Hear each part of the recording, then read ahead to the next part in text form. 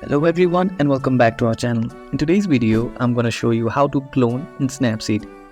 If you're new to Snapseed and you don't know how to clone, I'm going to show you an easy way to do it. So without any further ado, let's get into the video. At first, open the Snapseed app on your phone. Now click on the plus icon to choose the photo that you want to edit. At first, I'm going to choose a background for my photo.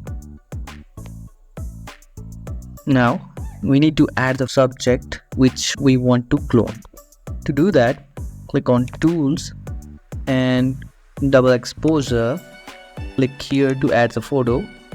As you can see, I have two photos that has no background.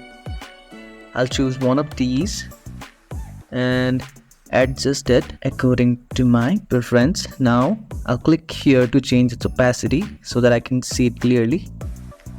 Just like that. And once it's done, click here. Now since we want the clone, again we want the same picture.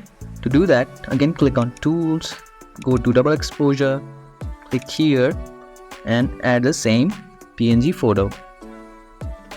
Now adjust its size according to the need.